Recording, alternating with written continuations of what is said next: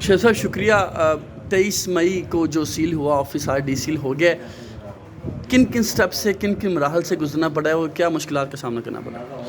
دیکھیں سب سے زیادہ ہمیں تو مشکلات پیش آتی ہیں نادیدہ طاقتوں سے، اندیکھے ہاتھوں سے جو ان کے پیچھے ہوتے ہیں. کرتوت تو جو کرنے والے ہوتے ہیں نا یہ تو کٹ پتلی ہیں امپلائیز تو بیچارے، لیکن پیچھے کرانے والے جو ہوتے ہیں وہ کچھ اور ہوتے ہیں. سب سے بڑا پرابلم ہمیں اس دن یہ ہوا کہ رات کی تاریکی میں جو کچھ انہوں نے کیا سارے میڈیا کے سامنے ہم آئے. ہم نے کہا جی کوئی آرڈر بتا دیں، کوئی نوٹس بتا دیں جو آپ نے کیا ہو، کوئی سنگل آرڈر. آپ کو یاد ہوگا وہ عبداللہ یہاں تھا اے ڈی سی جی، ہمارا عمر ایوب تھا، میں تھا، گوہر تھا، ہم سب نے پوچھا کہ جی آپ دکھائیں. کچھ نہیں تھا، بلکہ ہماری آنکھوں کے سامنے ہمارے وہ پریزیڈنٹ کو اٹھا کے لے گئے.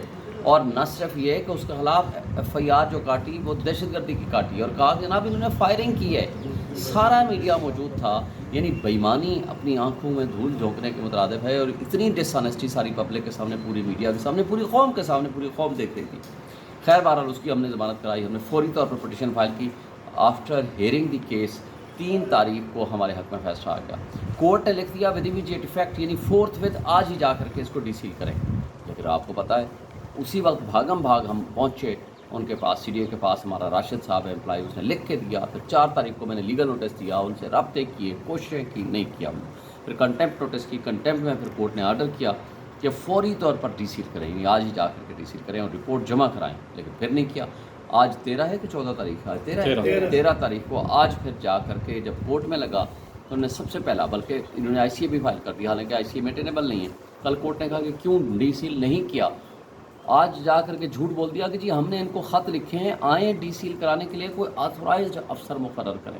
وہ میں نے کہا ڈی سیل کرنے کے لیے کوئی آتھورائزڈ افسر تو آپ نے کوئی نوٹس نہیں دیا، ہمیں کوئی ریزن نہیں دی. ہماری آنکھوں کے سامنے 400 پولیس والے اٹھا کے لے آئے اور ڈی سیل کرنے کے لیے آپ کو آتھورائز. میں نے کہا میرا نمبر نہیں تھا، میرا لیگل نوٹس ان کے پاس موجود ہے، میرا ایک بندہ سارا دن بیٹھتا ہے ان کے پاس، وہ نہیں کرتے. میں نے کہا یہ جو وکیل کھڑا ہوا ہے جن کے ذریعے یہاں جھوٹ یہ بلوا رہے ہیں سی ڈی اے والے، ان سے پوچھیں کہ ان کے پاس میرا نمبر تھا یا نہیں تھا. کورٹ نے فوری طور پر کہا کہ ابھی میں آتھورائز مقرر کرتا ہوں شعیب شاہین کو، یہ جائیں گے. بیل ایف مقرر کرایا، جائیں 11 بجے سے پہلے ڈی سیل کر کے آئیں. پھر میں یہاں آیا تقریباً 10 سوا 10 بجے کے قریب آرڈر آیا میں یہاں تقریباً پونا گھنٹہ کھڑا رہا. پھر یہ لوگ نہیں آئے. میں نے ویڈیو بنائی، حافظ عرفات کو بھیجی اور سی ٹی اے والوں سے بھی رابطہ کیا. بیل ایف بھی کھڑا رہا. بہرحال وہ پھر نہیں آئے. میں نے جا کر کورٹ کو بتایا. اس کے بعد آ کر کے انہوں نے وہ ڈی سیل کیا. میرے بیٹے نے اس کو پھر ڈی سیلنگ والا جو آرڈر ہے اس کو ریسیو کیا.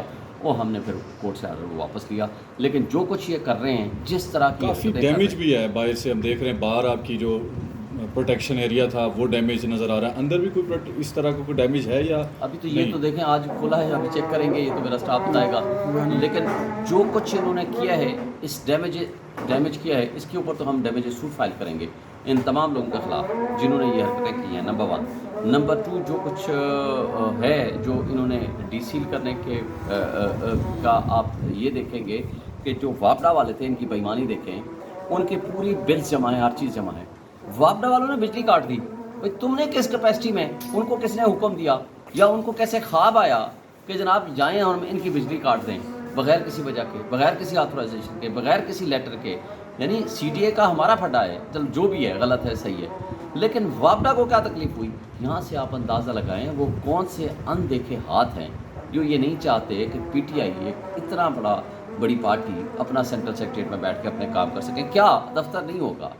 میں نے تو آج فیصلہ کیا تھا اپنے سارے دوستوں کو کہ آج اگر یہ نہیں کرتے نا تو احتجاجاً میں نے یہاں خیمہ لگانا تھا، میں نے خود بیٹھنا تھا، یہاں کام کرنا تھا اور پورے آفس کو کہنا تھا کہ یہاں بیٹھ کے اتنی بڑی پولیٹیکل پارٹی کا جو دفتر ہے وہ ہم خیمے میں بیٹھ کے اپنے کام کریں. Thank you.